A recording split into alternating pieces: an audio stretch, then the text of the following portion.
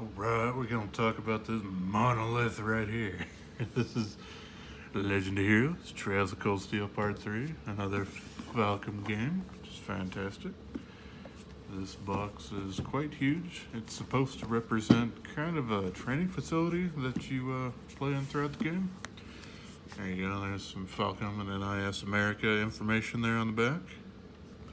The Einhell Keep Collector's Edition. Alright, let me just yank this top off slowly. There we go, let's set them aside.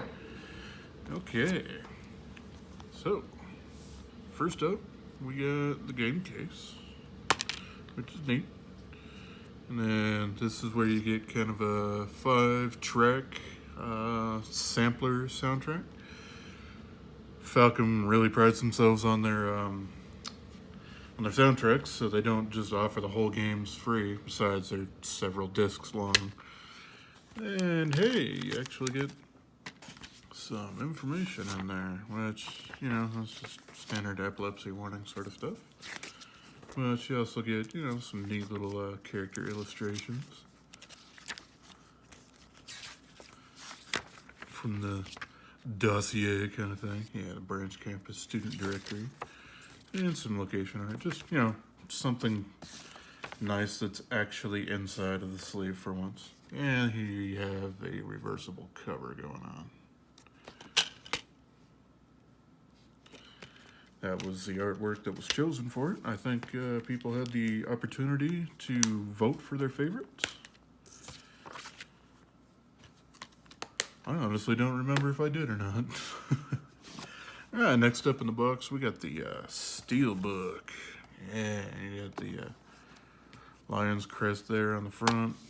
You got some more artwork in there with Altina and Rain and everybody. It's pretty sweet. Set this guy aside as well. Alright, so the limited edition actually has a little bit more as far as the soundtrack goes.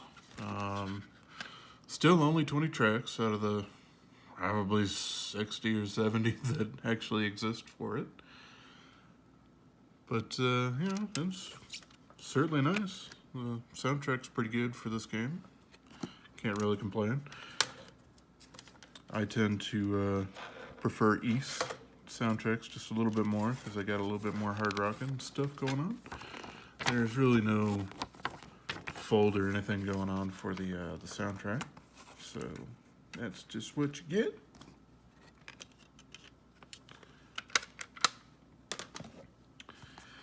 And we have the Brandscape. This is the dossier instead. So yeah, nice, you know, fabric bound book with bunch of character drawings and everything. I really like a lot of the character designs that they got going on in this game.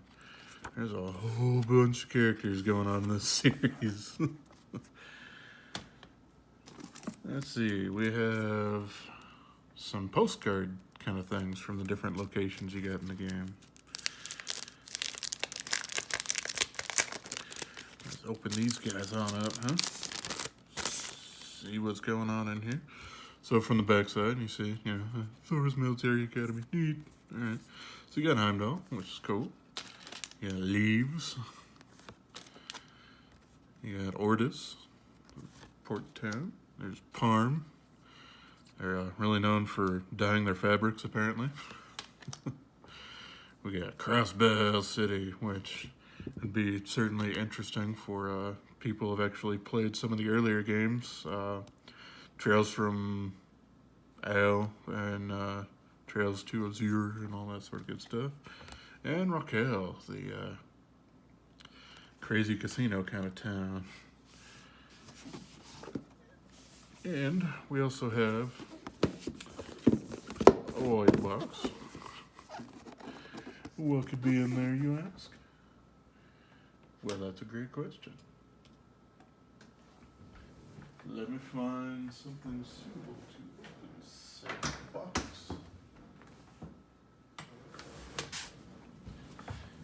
Aha, here we go. Backside of a little Swiss Army knife. I don't like to get the little creases going on in here when you just shove your hand, and especially my giant hams. But yeah, you got a BCG plush. This has started becoming a thing for Falcom. I guess he's kind of their new mascot. Saw him a little bit in, I think it was Cold Steel 2, and then showed up as a strange character in East 8. So yeah, nice little plush kind of guy going on.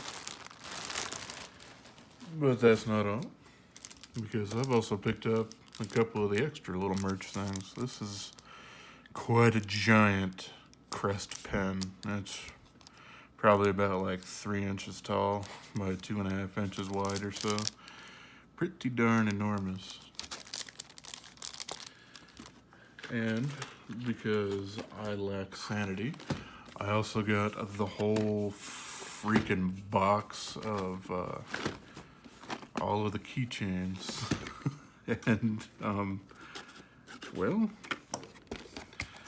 they're all kind of in little boxes of 2, and it comes with the whole set, which is nice, but the boxes don't really state who is actually in any particular one. But these are exactly what the character designs for them all look like, so I'd really like to refrain from opening all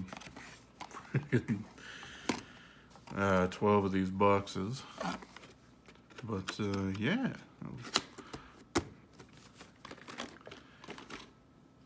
And what I had just picked up in the mail today, because I found it for kind of on sale, is we got the Switch version of it.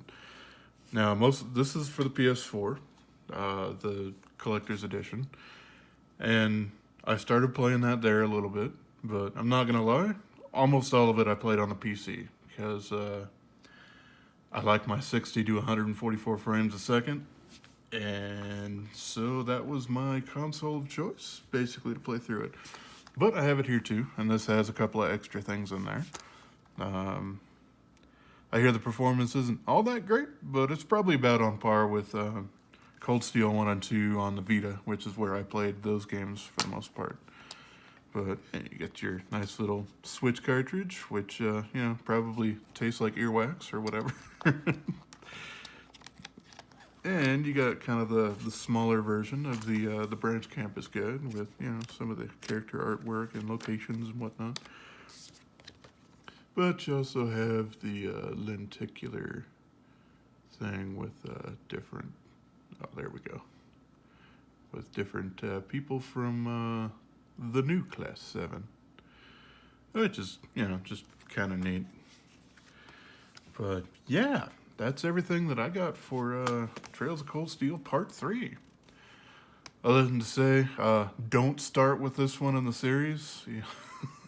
This is technically Part 3 of Cold Steel, but it's also Game 8 of a 9-game arc, so you're gonna be missing quite a lot if you start here. You can still play through it, but you're gonna scratch your head and wonder who the hell just showed up and why. So I would refrain from playing this if you're kind of new to the series, but on the whole, it's a fantastic series. They're really good at world building, and because of that, they have an immense amount of dialogue. So if you don't like reading novels for your RPGs, maybe stick to East and just beat the crap out of anything that moves. But yeah, that's everything we got here in the limited edition and the Switch version of Trails of Cold Steel Part 3. Thanks for taking a look.